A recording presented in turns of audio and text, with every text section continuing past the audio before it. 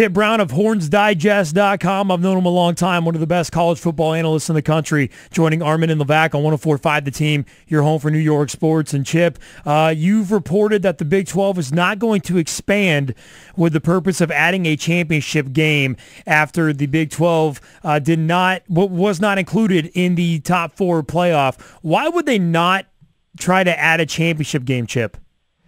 Well, I think that they're gonna go through this experience one more time to see exactly where the kinks are. I mean, obviously things did not go the Big 12's way, and there are a couple reasons for that. The conference championship, the fact that Jeff Long said that sort of raised everybody's antennas and said, the Big 12 is doomed. They have no conference championship game. But the bottom line is if Florida State would have lost, and if Ohio State had played maybe any kind of competitive game with Wisconsin, the Big 12 might have gotten two schools into the 4-team playoff with TCU and Baylor, and then the whole country would be screaming, the Big 12 needs a conference championship game so that one of these schools gets eliminated.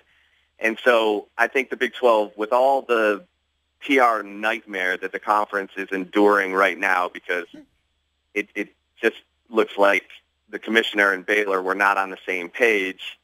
They're going to go through this process again as is. Even if they get the waiver for a conference championship game with only 10 schools, they won't do that next football season. I think after two years of experience with the college football playoff, the Big 12 will determine, okay, where are we, and are we still suffering without a conference championship game?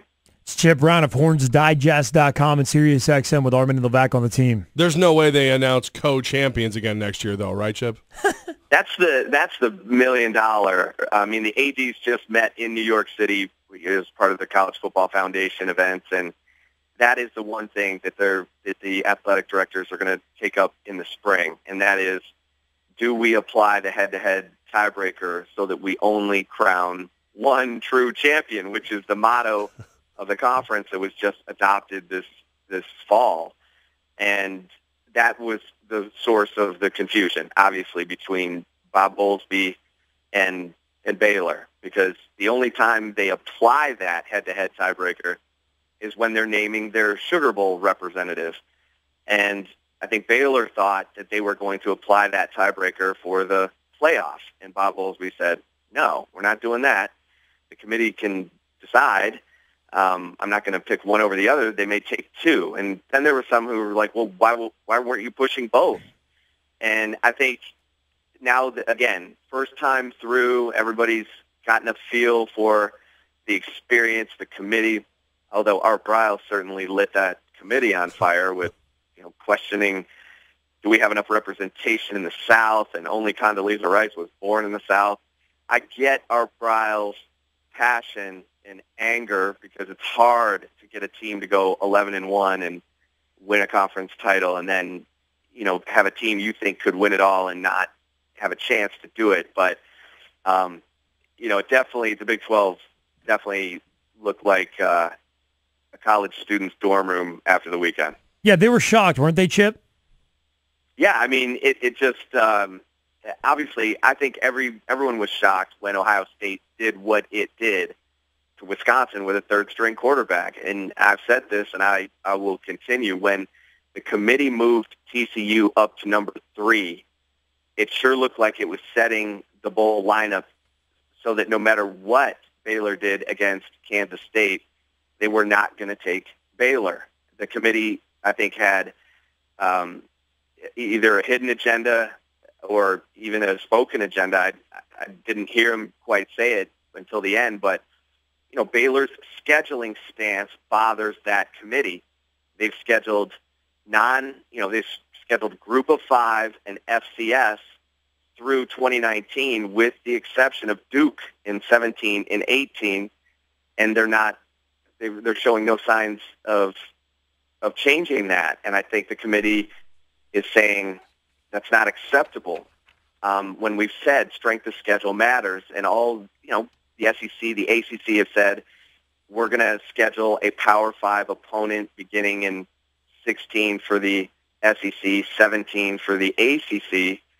And so I think the committee set it for TCU to be in and Baylor to be out. And then all of a sudden Ohio State does the unthinkable, wins 59-0, and suddenly, you know what, we can take care of this whole head-to-head thing.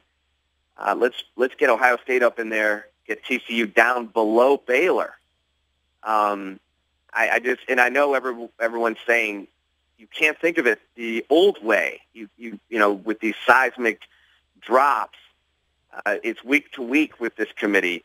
I still think it was a convenient cop-out once Ohio State did what it did to move the bigger brand, the fan base that travels, and, you know, get them up there, get TCU and, you know, down below Baylor. They can say, oh, head-to-head finally kicked in, and make it all neat and tidy, when I don't think they had any intention of doing that going into the week.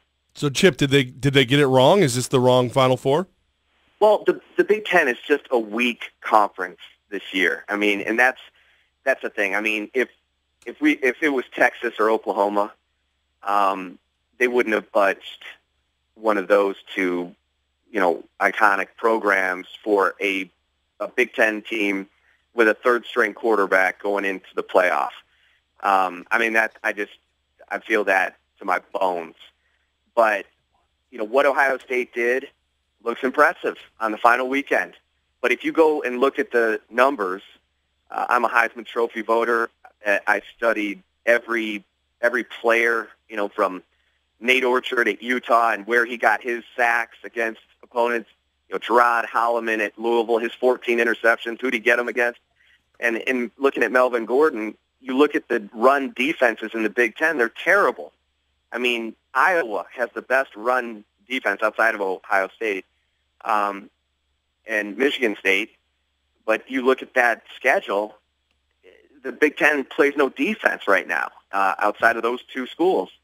So if you can't stop the run, you can't stop anything. And, you know, the Big 12 was 3-0 against the Big Ten in non-conference, including Iowa State, which did not win a Big 12 game, but went to Iowa, beat 7-5 Iowa in Iowa. And the Big Ten and the Ohio State fans are all saying, oh, Ohio State has 9 wins over bowl-eligible teams. You can get to 7-5, losing to Iowa State. That tells you everything you need to know. I mean, Wisconsin lost to Northwestern. So it's just a bad year in the Big Ten. Ohio State put some lipstick on it with its third-string quarterback. I do think they got it wrong. I think Baylor should be in the playoffs. Chip Brown of HornsDigest.com and SiriusXM, one of the best in the country at what he does. Chip, you mentioned you're a Heisman voter. Is Marcus Mariota the best pro quarterback prospect that we've seen in the previous 4 Heisman winners? That includes Jameis Winston, Johnny Manziel, RG3, and Cam Newton. You know, it's funny. I talk to NFL scouts all the time, and they think Teddy Bridgewater is going to make it because he came out of a pro-style system, and they think, you know, guys like RG3 and Johnny Manziel and all the guys who've come out of, you know, Baylor, Oklahoma State, you name it, the spread systems are not going to make it as a pro quarterback. Marcus Mariota is such a smart kid, such a driven kid. I have to think, and he's a bigger, sort of faster version of Johnny and RG3, that I have to think if anyone can make it out of that system, that it'll be Mariota. I mean, I do think you have to be a bigger guy. You got to be able to absorb the punishment, and so I think the odds are better for Mariota than maybe some of the smaller quarterbacks that come out of that system. Chip, I'm watching this University of Michigan kind of melt down before our eyes between hoops and football, and now there's reports they offered the gig to Duke head coach David Cutcliffe, and he said no. Who's going to coach this team? Yeah, I mean, that is amazing, isn't it? I mean, it just shows you have to have stability in every area to make it. And they've gone through athletic directors. I mean, if you go back, their problems really started when they just started rifling through athletic directors. And then it was, after Lloyd, it was Rich Rod, and no one was on board. There was no consistent message taking up for Rich Rodriguez. And so they get rid of him. He's not a Michigan man. Bring in Brady Hoke, and Brady, defensive-minded coach, couldn't figure out offense, just like Will Muschamp couldn't. And you're looking at Bob Diaco at UConn. I mean, it's amazing. The defensive-minded coaches, and Charlie Strong at Texas, everyone's looking at him saying, okay, you're bringing this pro-style offense into the league where everybody's, spread out. It's fascinating to me, but Michigan's got to get its house in order, and it's not there. It's not there. And I don't know a coach who'd want to go in with an virtual unknown as the athletic director. I mean, I do a Sirius XM radio show on Sunday nights with Dan Hawkins. Dan's a good coach. He went to Colorado right after the entire administration got wiped out, and he didn't really know who he was working for. And he said, if I'd have known that, I never would have taken the job, because now I'm seen as damaged goods. When that guy won more games in the first 5 years at Boise than any coach since Walter Camp. So it's amazing. If you're a coach, you got to know who you're working for, and Michigan just looks like a scary place right now. Chip Brown of HornsDigest.com and SiriusXM. Good stuff. Hey, Chip, you followed Johnny Manziel closely throughout his college career. From both a professional and maturity standpoint, is this guy ready to be a starter in the NFL? I don't think so. I said that I thought his career would trace the path of Vince Young. I thought they'd have some kind of like RG3 now too, have early success. Maybe he leads Cleveland to the playoffs this year and then thinks, I've arrived. And I think that's what you saw with Vince Young. I think you saw it with RG3. You have early success. You think you're a made man. And in the NFL as a quarterback, they're scouting you. You're playing teams twice a year, sometimes three in the playoffs. And you constantly have to stay up and work and grind and be first one in and last one out. That's not Johnny Manziel. And he's not big enough physically to just escape and run around and make things happen enough while absorbing that punishment to make it. So I see him as a short-term answer, maybe with some electricity early, and then I don't see the long-term work ethic and discipline unless someone can get through to him, because no one really got through to him, or it seems no one's gotten through to him yet. Chip, it would be a lost opportunity if I didn't ask the guy at HornsDigest.com what Texas thinks of Charlie Strong after his first year going 6-6, headed to the Texas Bowl. Well, I think there's excitement, not over, it's not crazy excitement, but they like what he did on defense, and no one's calling Texas soft anymore. I mean, they were the best tackling team in America this year, and that is something you absolutely could not say. They had the fewest missed tackles this year, and they led the country in missed tackles 2 years ago. So the transformation of the defense, the coaches have said, be patient. We haven't had a chance to affect the quarterback position in recruiting, and they're working overtime in recruiting right now. They're battling Texas A&M for some of the top prospects in the country, and those head-to-head battles for guys like running back Chris Warren and linebacker Malik Jefferson are going to be fascinating, because Sumlin has been running the show, and it sounds like talks are heating up between A&M and Bud Foster, the Virginia Tech defensive coordinator, to come in and be the defensive coordinator at A&M. We'll see how that ends.